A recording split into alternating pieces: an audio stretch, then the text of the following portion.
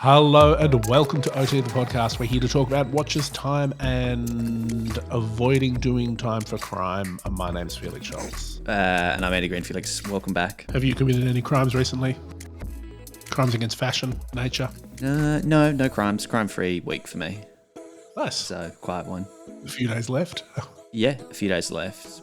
But we're not here to talk about my criminal past. We're here to talk about today's guest, Bertrand Meylan of Moser. I mentioned last week I caught up with him here in Melbourne. We are now going to release that chat. It's a little noisy. I will say, I'll just front end it. A little noisy. It was in a kitchen. There was a bit of blender action, which I found interesting because they turned the music off for us, but then started blending.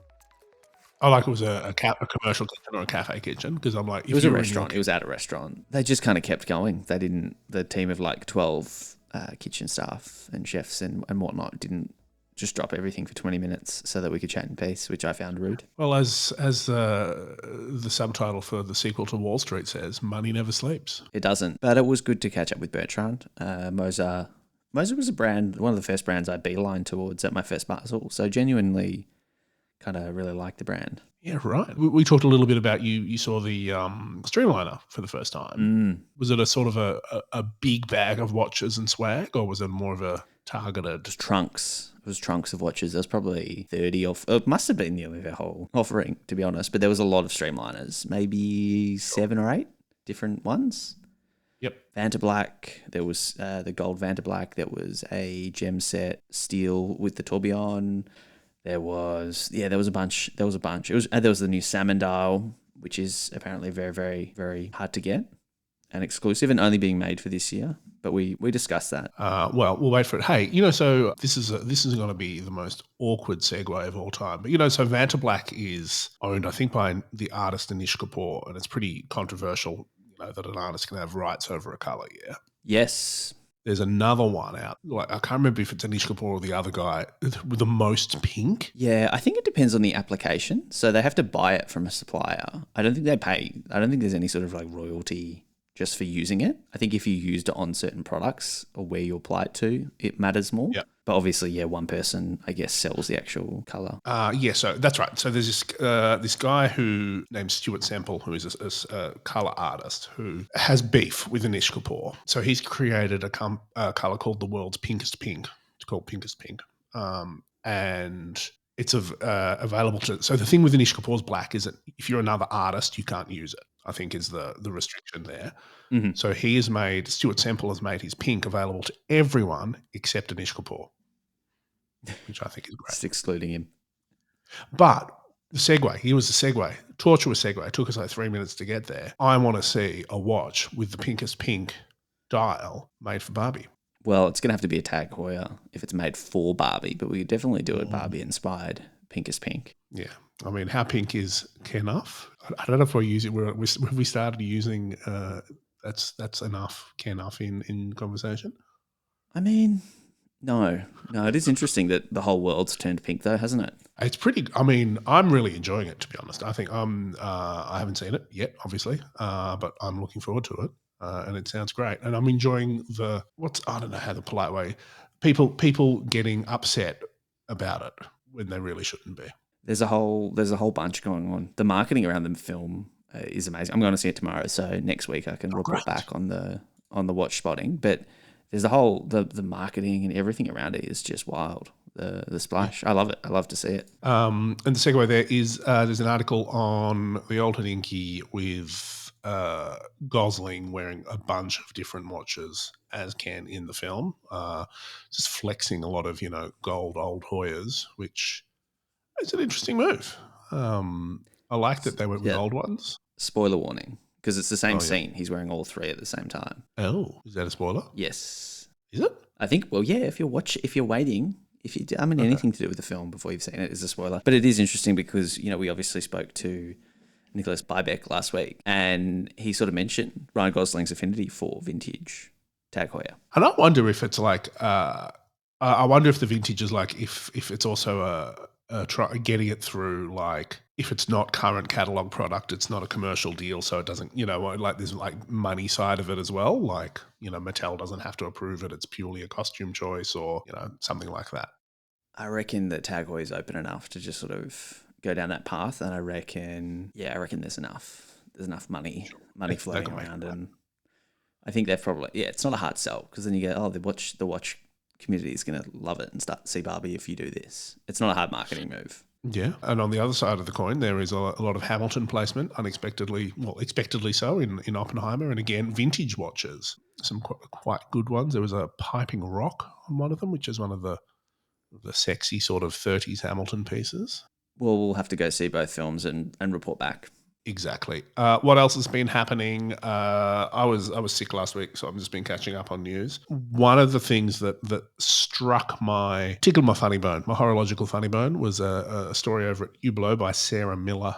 A story at Hodinkee about Hublot by Sarah Miller, ironically, both owned by the same companies. An earnest exploration of Hublot, the world's most polarizing watch brand.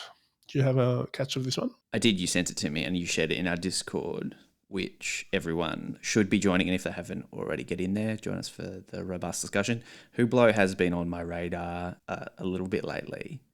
And it's sort of interesting. I mean, this is interesting, the timing. This is obviously a little bit before the Hublot not for sale or not for resale watch popped up. Sure. So it's an interesting, and the messaging around that Hublot were very much like, the guys that are going to get it.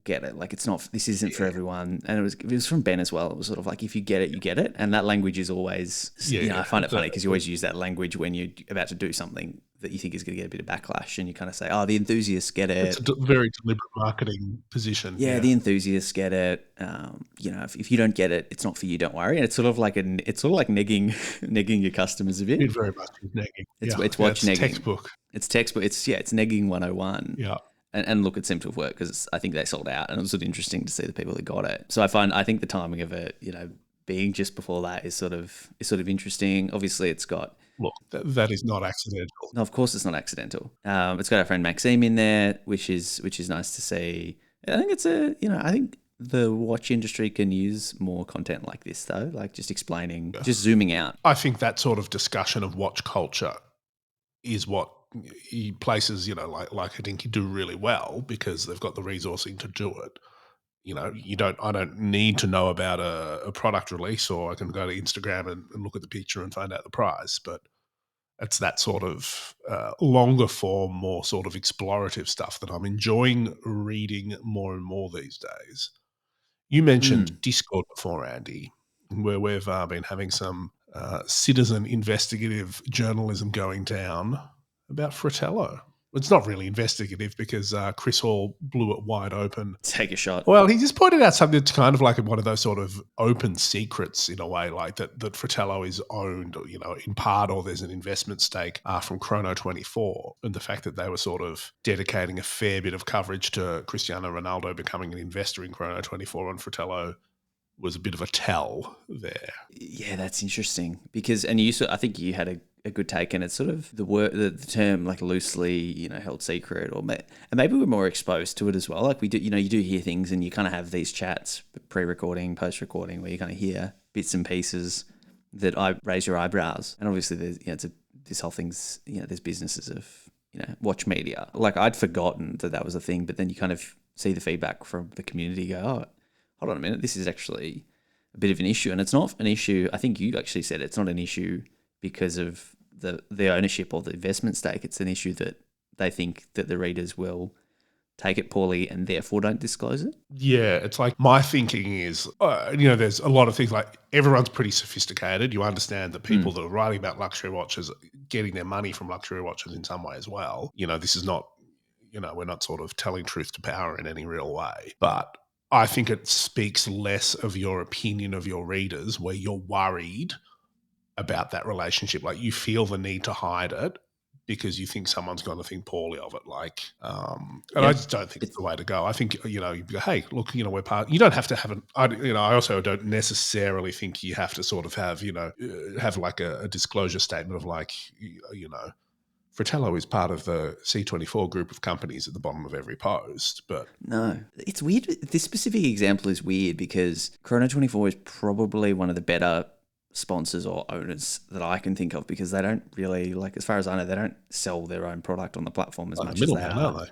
they're middlemen. So it's not, they don't have a specific agenda to push other than the platform itself. And everyone uses it. Everyone price checks on it. Everyone has an account where they put their watches in and watches the price go up and down. You know, they buy stuff off of it. Dealers list stuff on there. And it's really like, they're just a connector.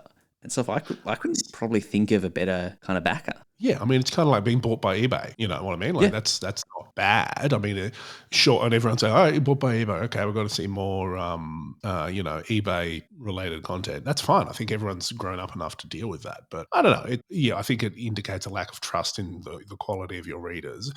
And I think what I was saying specifically on Discord, sorry, I've just remembered, was that you would look at how everyone sort of reacted to Hodinkee taking that LVMH investment stake. And, that sort of how that played out in the comments and like how they've sort of negotiated becoming a bigger business and having that, moving beyond we're just a community enthusiast guys to, we're a watch selling company. Maybe they just didn't want to have that. So they kind of didn't talk about it. Yeah, it's interesting. Anyway, what do we got left? I'm gonna tell you about an Apple TV show that I think also came up in our Discord that everyone needs to go check out. But it's called Hijacked. Sure. And it's got Idris in it, Idris Elba. Big Dris. Mate, just being a hottie, being mysterious, being tough, just everything. What a guy. I threw this on. So this was like number one on Apple TV on the weekend. Friday night, I'm at home with the dog on the couch and I put it on thinking, you know what? I'll watch an episode. It'll be 7 out of 10. I watched every episode that was out that night. I was hooked. The cliffhanger. Every episode. Every single episode ends on a cliffhanger. God. It's good. It's really good. It gives me if Jack Bauer's 24 was made in 2023 vibes. Little bit of that, maybe that like Lost, when Lost the earlier seasons where it was just kind of like, you have to come back next week because this is a half-finished scene. Yeah, when they were on the plane, you mean? Yeah, just before it got, they were clearly lost. And yeah, it got weird.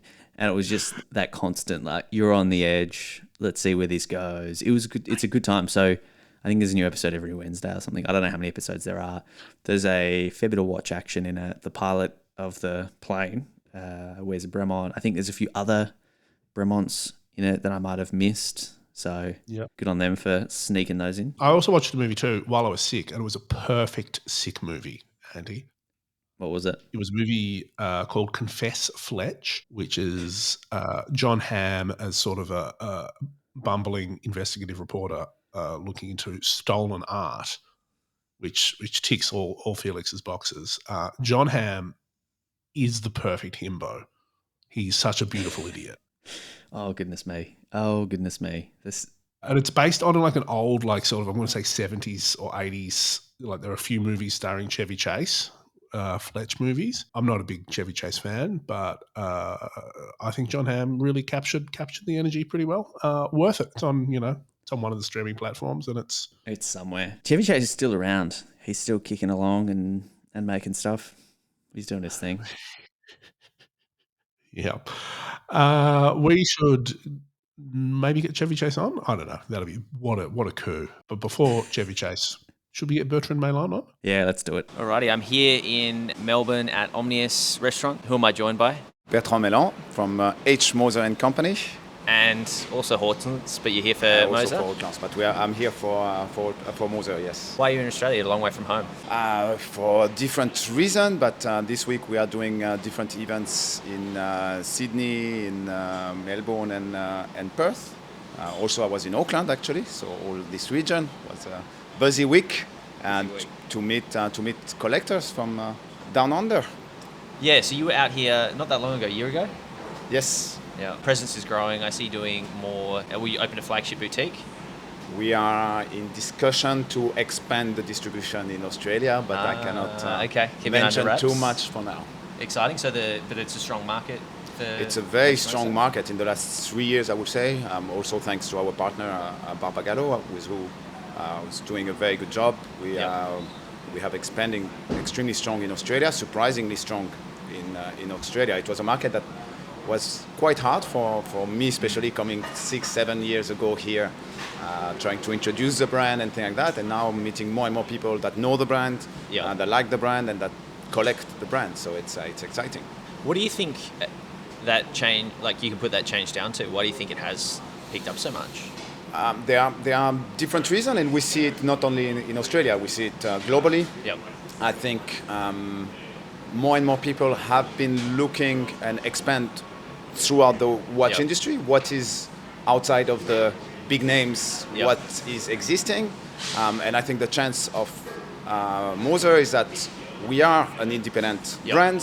We're trying to make products that are quite modern. We do very traditional products, but in the same time with a modern look. So we have this mix between traditional watchmaking, but this a bit twist of the indies, a bit different from the more traditional. And I think it speaks more and more to collectors, and we've seen, like I say, globally, and Australia as well, through social media, through the work you have been doing of promoting different sort of brands.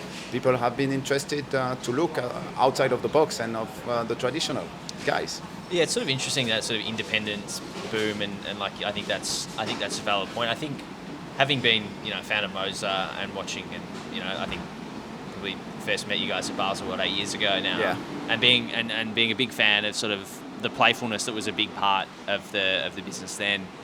The releases have really stepped up a notch. Obviously, you got a couple of Streamliners in front of me.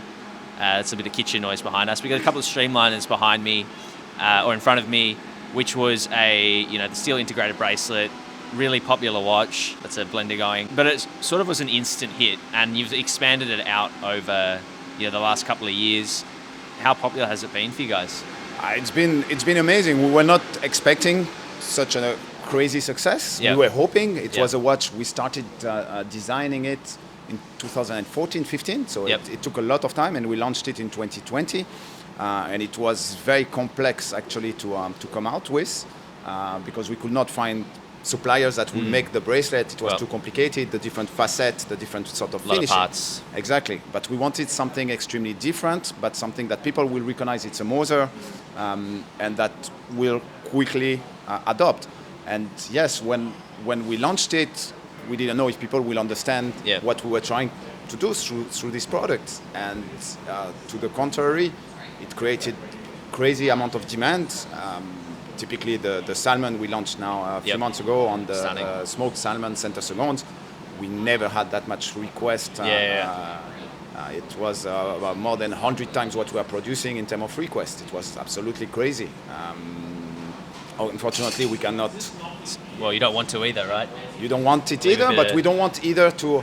We want to be a brand that people can find, can buy, can wear, because yes, the best ambassadors for us are the collectors of the brands that are usually extremely proud to have a Moser and to speak about it to their friends. So you want to find the right limit. But yes, certain products are extremely difficult to find. Some others are a little bit easier, I would say, to find, and so you can.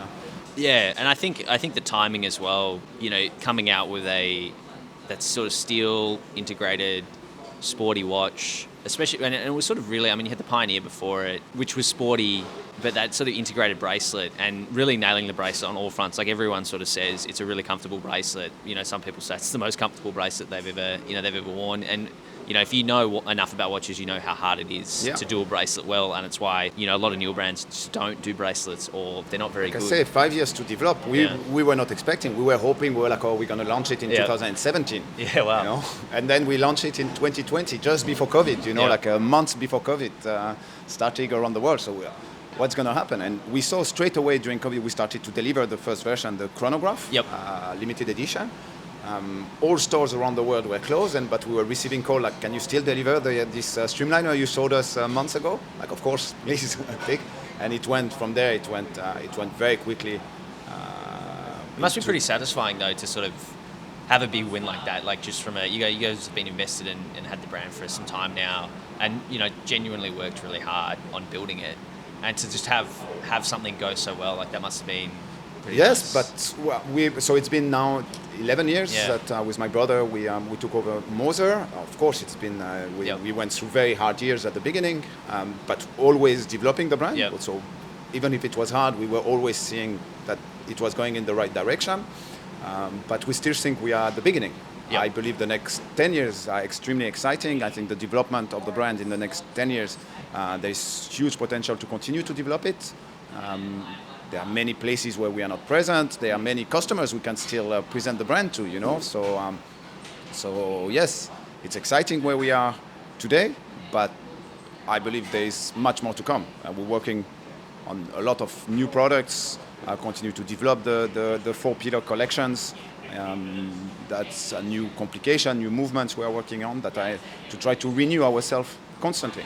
And you've been having, you sort of, kind of as an outsider looking in, the way you've been having fun has sort of, shifted from, sort of unique pieces or kind of marketing pieces to more, we're seeing a lot of gem sets, a lot of stones. I know that, materials like Vanta Black have been around for a little while across the lines, but are you having fun with it? Like, are you enjoying, you got a gem set, Tourbillon? Yeah, but that's, again, we try, it's not that we do that many of gem sets. We do it in a couple of pieces in the collection, but we always try to renew ourselves. Typically here I also have the tantalum, Endeavor Perpetual Calendar in tantalum, which is a piece that we've been working on also for a long time. We wanted to do tantalum for many years, as we remember the Royal Oak from the early 2000 that we loved, and so we wanted to do tantalum, but it was a nightmare because polishing tantalum is impossible. So to find the right partners to help us do it, we took years as well, and finally we found. But if you see, we also started a new way of doing our dials, try to renew ourselves with this hammered virtuous enameled dial that give a very special look to it, that I love, absolutely love those dials that we have on the lime green as well, and here on the Abyss blue. So we constantly need to reinvent ourselves, constantly need to try to invent new things. I believe a brand like Moser has to be a leader in creations. Not always easy, but I think you can see it through the Streamliners, through the different dials we did over the years, etc. Well, dials are a big part of Moser. So you're famous for the classical and the sportier timepieces having quite stripped back dials, and displaying complications in a different way than you might expect. And I'm sure you've done some dials that are just completely Vanta Black with nothing on them. Maybe some hands. How do you keep coming up with these ideas? Like you mentioned tantalum, the hammered vitreous enamel dial. How do you kind of keep creative? It's different way. I think first of all, something that is very important and that we try to keep while growing, the company is growing of course, is that we always try to put everybody in the company in a position to not be scared to be creative and to come with ideas. Nobody will make fun of you, basically. It can be stupid. We could say, I don't think we will do it. However, we push everybody in the company to come with creative ideas. And we push ourselves first, of course, my brother, myself, and the rest of the team to come. But it's through keeping a mindset within the company that people can propose things. And I think that's what help us today, that through brainstorming, through different meetings that we create inside the manufacturer, that some good ideas come out, some different ideas come out. While at the same time, what is important is to keep the DNA of the brand. So it's to find the right mix to have those creative ideas, but while being very Moser. Amazing. Okay, so what have we got in front of us here? So here we have 3 products that are, I have 4 with the one on my wrist as well, that are novelties we launched this year. So in 3 different collections. So the one I just mentioned earlier, which is on the Endeavor Perpetual Calendar, tantalum with this beautiful enamel, hammered enamel Abyss blue. As you know, with this very minimalistic approach to our perpetual calendar, probably or certainly the most minimalistic perpetual calendar you can find on the market, and at the same time the easiest to use perpetual calendar. Then we have the Streamliner 2 Pillar, which is on the Endeavor Perpetual Calendar, tantalum with this beautiful enamel, hammered enamel Abyss blue. Then we have the Streamliner 3 Pillar, which is on the Endeavor Perpetual Calendar, tantalum with this beautiful enamel, hammered enamel Abyss blue. smoked salmon that we launched in March or April. In April, which is in the Streamliner center seconds in 40 millimeter stainless steel. This is a piece that is replacing the first edition of the Streamliner center second. That was the matrix screen. Yep. On which we didn't know how to manage the demand. The demand was way too high, and we didn't want to tell people, "Oh, you'll get one in 6, 7, 8 years." You know, we didn't know how to tell, so we just decided to stop it. Yep. We thought it would be easier, and we decided to do this smoked salmon, but for 1 year only. Okay. So it gets us the opportunity to continue to be creative by coming with hopefully new products with a time next year. Yes. We like to stop model products when they are selling extremely well. Yep. Before they get to the top. Yep. For different reasons. First, to keep the exclusivity of our products. Yep. Very rare. Also very rare. Yeah. But also to give us the freedom to be creative and reinvent ourselves.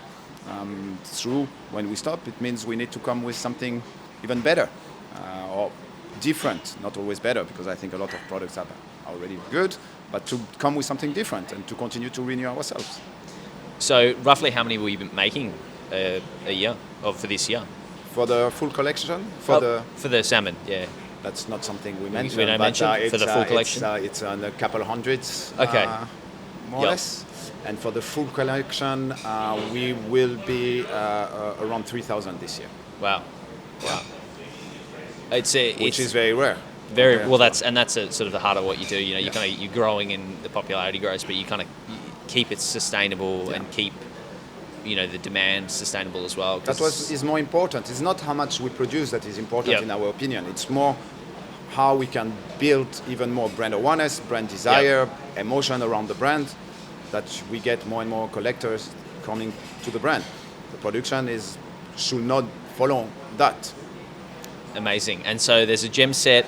Yes, this is a special piece. We never officially launched this piece. Okay, it doesn't exist. It's exactly. It's something we do. There are some pictures on it, but yes, we did a rainbow Streamliner tourbillon in stainless steel. Yep. Exists also in rose gold that I don't have here.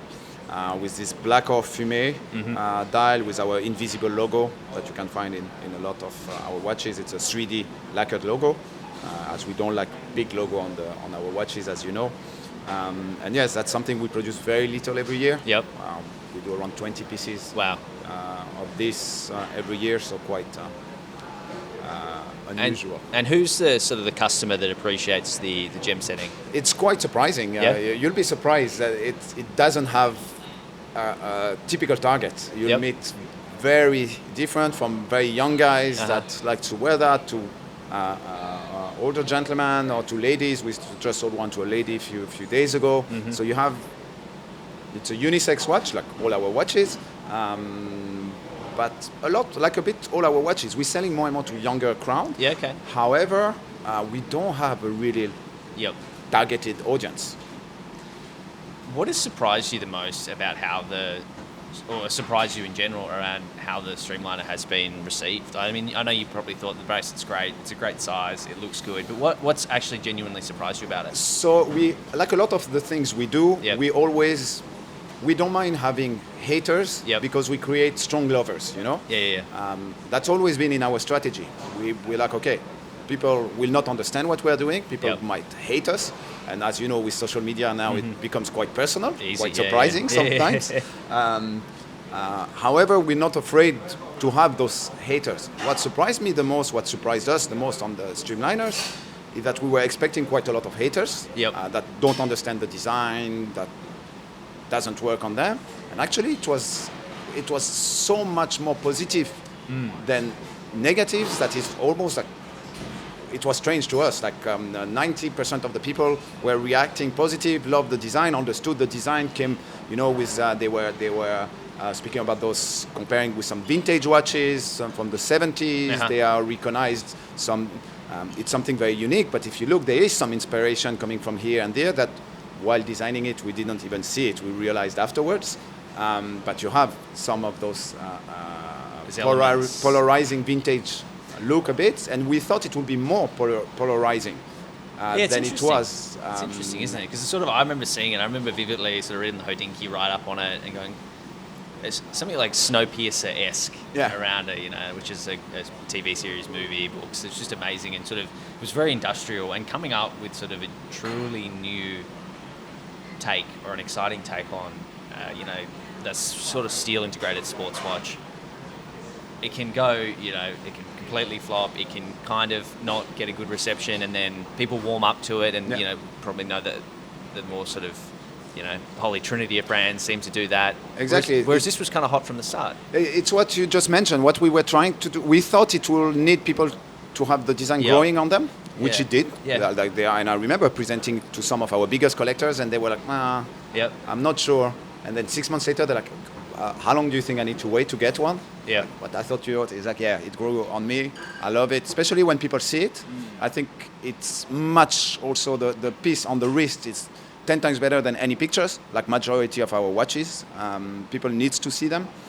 I think the proportions are great as well. Like it truly is sort of a 40 millimeter watch. I think a lot of the time integrated bracelets get quite clunky and like, was it challenging to kind of fit it into that case or to keep it constrained? Like I said, yes, there was a lot of challenge where we worked very hard on it so we had the design ready for quite some time. Yep.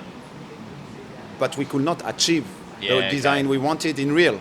So we were sending back saying, no, that's not what we want. This is what we want. They're like, but it's impossible. You need to change this and this and this. We're like, no, we are not ready to change. We need to find solutions. If you're not, we'll go see someone else. So we went to see someone else to try to find solutions. So it's always to, we were convinced about our design for a long time. Yep. It was just to find how we could manufacture it. That took a long time. Amazing. Okay, so I saw a teaser. We've been talking a little bit about Only Watch lately. Some brands put their submissions in. Most have. Moser have teased Pandemonium watch. Can you tell me anything about that? I'm not even sure what I'm allowed to say yet or not. But it's a great. It's a great collaboration. We love to work with Max. He's a very good friend of ours. I love his creativity. Yep.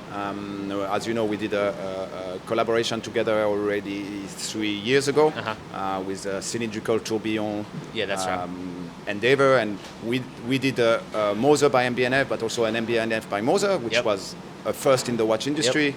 It was an amazing success. And here, I think it was, a year and a half ago, we were discussing like, what's next? Should we do something else? And we're like, why don't we do just one of this time? And we don't want, it's for charity, it's for Only Watch, let's do something for Only Watch together. And I think it's a very exciting piece. Like I say, I cannot, it's a Streamliner Pandemonium, which has touch of creativity from both sides. And it's exciting. We're looking forward. I think we're presenting it end of August, and we're excited to present it. And it's for a good reason for Only Watch, which is amazing what they have done. So looking forward. What else can we expect from H Moser for the rest of the year? So we have, we still have quite a few launches. Some exciting. Well, I think we have 2 new calibers still that we will be launching this year. 2? Wow. One very special one, very particular one. Cannot mention too much, but quite classic. And then another one, something quite new on the Streamliner that we will be launching end of the year. New caliber also that we've been working on for quite some time that we really love. So we're very excited to launch this piece in, I think it will be in November. Amazing. All right. So the last question we ask everyone who we have on the podcast, it's a recommendation, something you've been enjoying that you think the people listening would also enjoy. So it could be a podcast, a book, a TV show. Maybe you watched a great movie on the flight over. I know you're a cyclist. I'm not a big cyclist. I do a bit, but not enough. I do more running than cycling. I've read a couple of books that were quite good recently. The last one I read that was good. I have the name in French, so I need to. Translate it over. It's called Le Mage de Poutine. It's about the story of. It's a fake, inspired by real people about the right hand of Putin, or Okay. President Putin, Russia. It's quite interesting how it shows how they try to control and direct a country. Okay. And it's a very, I would recommend. But like I say, sorry, I'm not sure about the name in English. Well, Felix can about have it. fun looking it up and figuring it out. Amazing. All right. Well, thank you so much for taking the time to have a chat. Thank you very much. It's great to see you. It's been a long Yeah. time. We haven't seen each other actually. I know, Did we see years. each other? Not last year. No, it's No. been far too long. Yes. All right. Well, I'll hit And stop recording. Congratulations for Thank your you. podcast, Thank you. which I also listen and find it very exciting. Appreciate that. All right. I'm going to stop recording and look at some watches. Felix, did you like my on the ground reporting? So organic. That was like Vice. That was like Vice getting into North Korea. No, maybe not North Korea. Vice exploring luxury. That was Just great. out and about, just with the roads, roaming the streets, getting on takes. the roads. Was that roads or iPhone? No, those roads. Wow, them working. They're pretty handy, aren't they? Yeah, we have to get more. We might have to actually just catch up in person and do it. We should do it on. We've got a little thing on Saturday. Maybe we should bring them along and have a little end of day debrief that we spontaneously record. We may as well, Felix. Thank you to Bertrand for joining me for a quick chat. It's always nice when people take the time. Email us, otthepodcast@gmail.com, or follow us on Instagram, ot.podcast. Felix, reviews, that sort of thing, subscriptions. Yeah, make them great. 1 star, give that to someone else. 5 star, all ours. Yeah, max out the reviews. Make sure you're, of course, spreading the word. Instagram stories, posting us, tagging us. Just tell your watch friends. If you're in any niche watch groups or other watch discords, join ours. Yeah, we'll see you next week. All right, thanks guys. See you later.